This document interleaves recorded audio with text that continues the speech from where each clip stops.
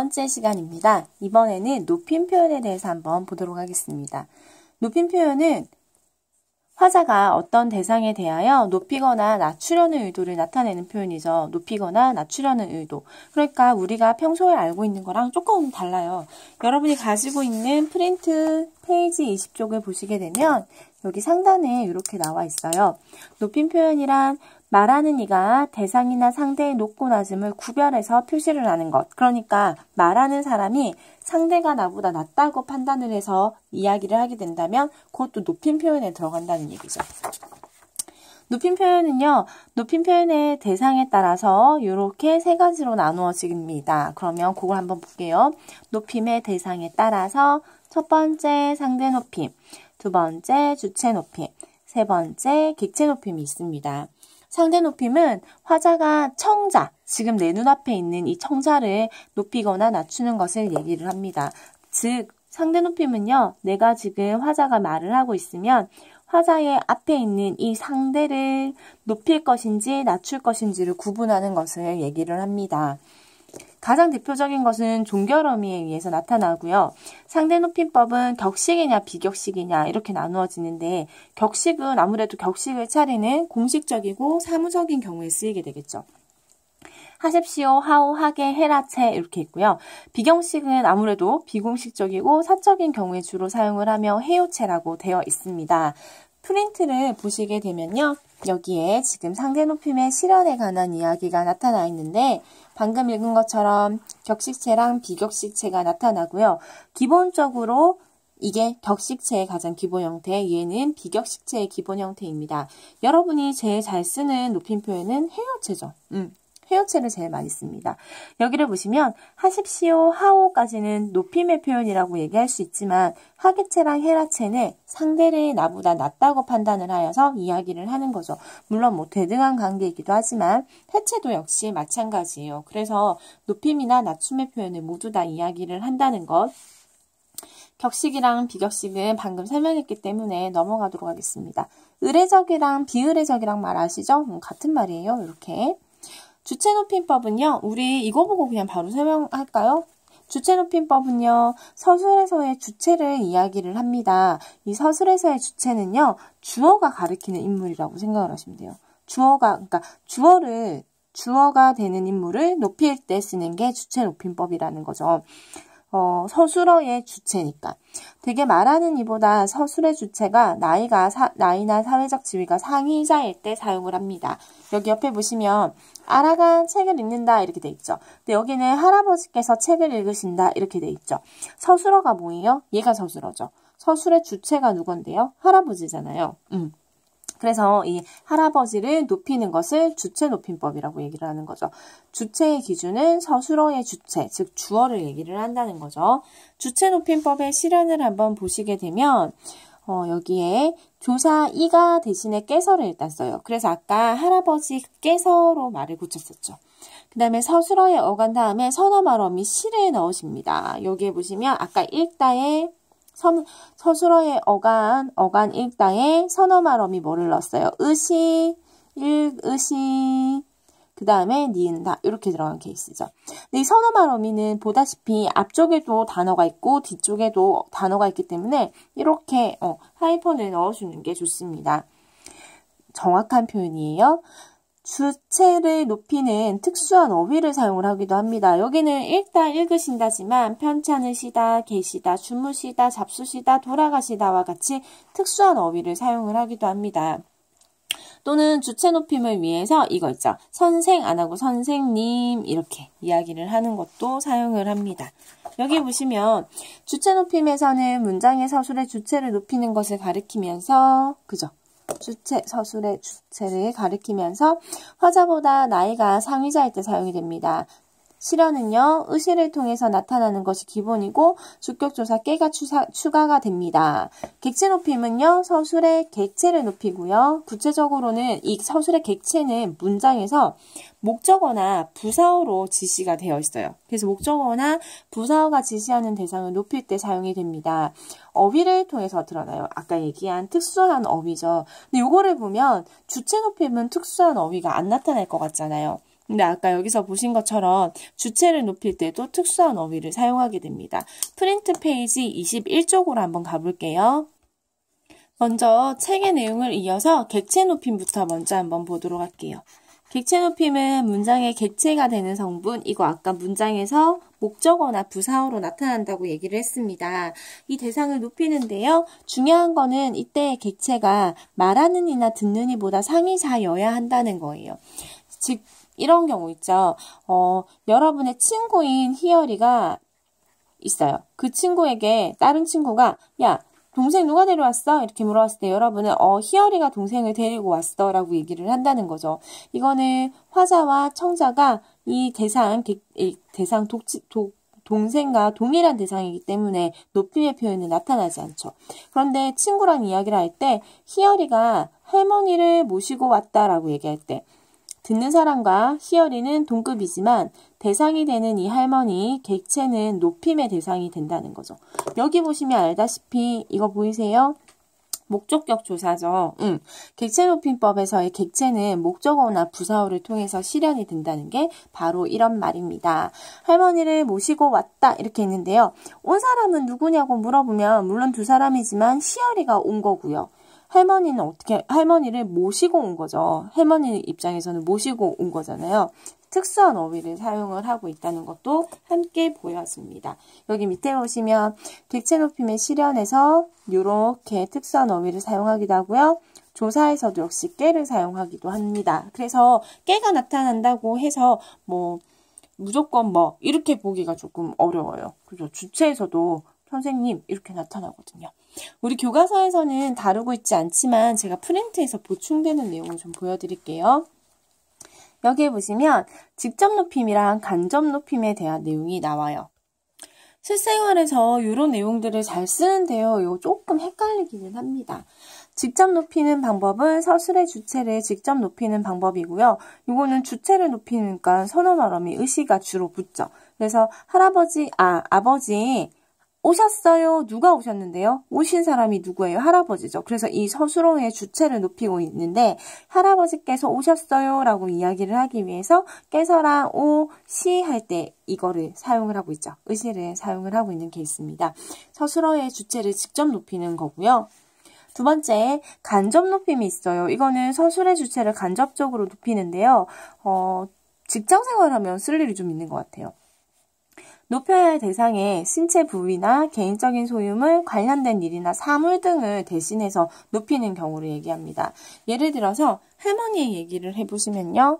할머니께서는 귀가 어두우셔 라고 얘기를 하면서 할머니의 어두운 게 뭐라고? 귀죠. 근데 귀를 높이고 있잖아요. 어두우셔 이렇게 신체 부분을.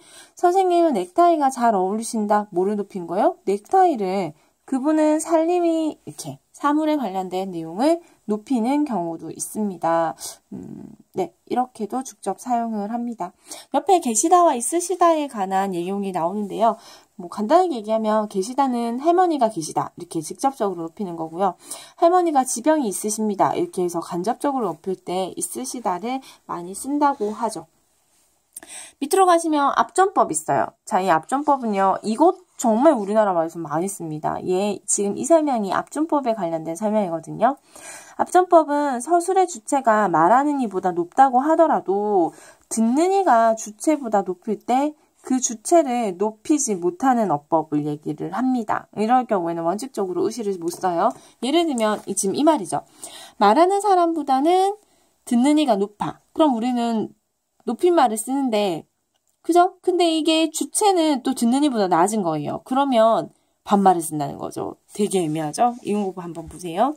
할아버지, 아버지가 왔습니다. 이렇게 했어요. 자, 나에게 있어서 아버지는 높임의 대상이죠. 그럼 아버지가 오셨습니다를 해야 된단 말이야. 그런데 할아버지에게서 아버지는 낮춤의 대상이라고요. 이럴 때는 할아버지, 아버지가 왔습니다. 라고 얘기를 하는 게 맞다는 거죠. 압존법 잘 한번 봐두시기 바랍니다. 여기까지 하도록 할게요. 수고하셨습니다. 학습활동 풀고 끝냅시다. 학습활동으로 가보시면 다음 글을 참조해서 사용된 높임의 표현을 모두 찾아보세요. 이렇게 되어 있네요. 모두 한번 찾아봅시다. 여기는 아버님을 모시고 있었습니다. 이렇게 사용되는데요. 그죠? 그래서 높임의 뜻을 나타내는 전미사인 님. 모시고 할 때 특수어휘를 사용하고 있고요. 여기는 특수어휘를. 얘는 뭐야? 전미사죠, 전미사. 전미사는 이렇게 줄 하나 그어주면 더 좋겠다. 그죠?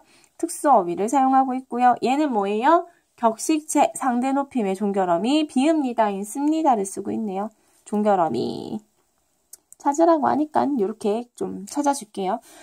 어제는 바람이 많이 불었지요. 이거는 딱 하나밖에 없네. 뭐 있어요? 요 이거 뭔데요? 상대 높임의 보조사이죠. 상대 높임 해요체를 쓰는 거죠. 요를 사용을 하고 있습니다. 종결어미네요. 됐스. 다음 밑으로 가볼게요. 다음 문장이 어색합니다. 네, 어색한 문장을 제대로 한번 고쳐볼게요. 지금부터 교장 선생님 말이 있겠습니다. 이렇게 되어 있습니다. 교장 선생님 말이 있겠습니다. 교장 선생님은 친구가 아니지요. 그래서 교장 선생님의 말을 말씀으로 고쳐보도록 할게요. 지금부터 교장 선생님 말씀이 있겠습니다. 이렇게 하셔도 상관없고요.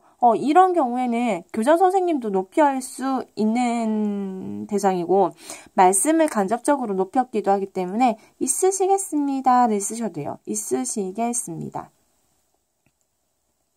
그래서 지금부터 교장 선생님 말씀이 있으시겠습니다. 이렇게 하시면 더 정확합니다. 다음, 철수야, 선생님이 너 교무실로 빨리 오시래. 뭔가 좀 이상한 거 느껴지셨어요? 철수야는 내 친구로 내가 불렀어요. 문장의 저희 주체가 누구야? 선생님이거든요. 선생님이 뭐라고 말을 하셨죠? 라고 말을 했어요. 선생님은 말을 했고요. 올 사람은 누군데? 철수거든요. 그럼 철수를 높일 필요는 없다는 거죠. 그래서 선생님이 너 빨리 교무실로 오라고, 철수는 오라고, 선생님은 말을 어떻게 하셨어? 이렇게 되는 게 더 정확하다는 거죠. 문장의 주체를, 서술어의 주체를 높여준다 그랬어요. 내가 어렸을 때 할아버지가 죽었어. 이거 난리가 났다, 그죠? 할아버지께서 뭐 했어? 돌아가셨어. 이게 더 정확할 듯 합니다. 이렇게 고쳐주시면 되겠네요. 네, 됐어요. 옆으로 한번 가볼게요. 페이지 117쪽 되겠습니다. 페이지 117쪽은요, 상대 높임의 단계 중에 어디에 속하는지 써봅시다. 이렇게 되어 있네요.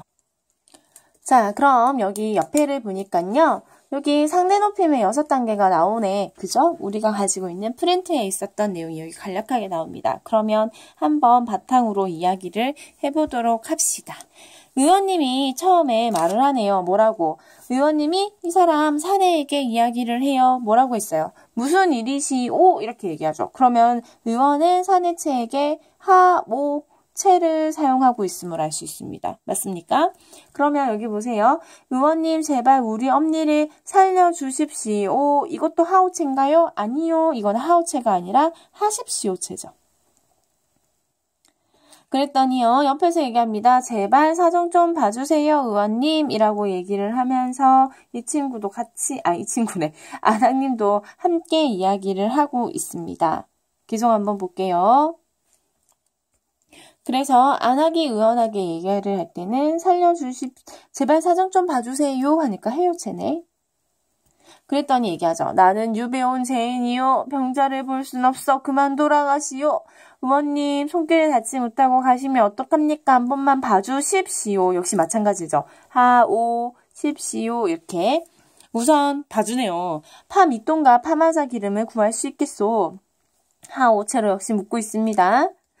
감사합니다. 비읍니다. 얘기하고 있습니다. 그죠? 빨리 구해오도록 하겠습니다. 라고 얘기를 하면서 계속 이야기가 진행이 되네요. 빨리 가서 장에 그것을 구해오게, 사내가 아내에게 얘기를 할 때는 구해오게 하계체를 사용을 하고요. 네, 알겠습니다. 잘 모시고 있어요. 해요체를 쓰네요. 그래서 마무리는 이렇게 완성이 되도록 하겠습니다. 높임법 여기서 보시고요. 지금 이 사람들의 이야기 중에서 격식체가 있고요. 지금 안악은 비격식체를 사용을 하고 있죠. 여기에 관련된 문제가 뒤에 바로 나오는데요. 교과서 페이지 118쪽입니다. 자, 여기는 페이지 118쪽이고요. 방송에서 사용되는 언어에 대한 이야기를 지금 하고 있습니다. 여기 가에 지금 보시면 뉴스의 이야기예요. 오늘부터 버스 전 좌석이 반드시 안전띠를 착용해야 합니다. 광역급행 시내버스와 시외버스는 전세 버스를 탄 승객들은 반드시 좌석에 안전띠를 착용해야 합니다. 택시 뒷자리 마찬가지고요. 합니다. 아닐 때는요, 과태료가 부과됩니다. 하지만 환자와 임산부는요, 하지 않아도 괜찮습니다. 제외됩니다. 이렇게 얘기를 하고 있어서 이 기억의 뉴스는 격식체를 사용을 하고 있죠. 그러니까 격식체 중에서도요, 격식을 중요하게 여기기 때문에 뭐뭐 해야 합니다. 라는 격식체 중에서도 비읍니다가 나타나는 하십시오체죠. 이거 하십시오체를 사용을 하네요. 이유는 간단하죠? 얘는 뭐가 중요해요? 격식이 중요하고 형식이 중요한 거죠. 형식이 중요한 프로그램이 되겠습니다. 반면에 밑에 윤도현의 러브레터, 좋아하는 프로그램이었는데 유희열의 스케치북으로 바뀌었어요. 지금 일단 25일 좀 있으면 금방 다가오겠네요. 영시를 좀 남겼으니까 메리 크리스마스 예 특집으로 꾸며드립니다. 비읍니다. 예고했던 대로 많이 모셨습니다. 지금 어떻게 크리스마스 잘 보내고 계신지 모르겠네요. 저요? 재밌었습니까?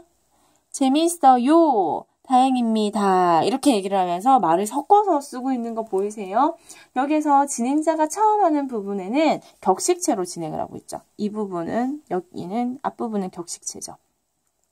공적인 말하기니까. 근데 이 시청자와의 인터뷰를 하는 부분에서는요, 조금 활용하기 위해서 격식체도 쓰지만 해여체인 비격식체도 섞어 쓰고 있죠.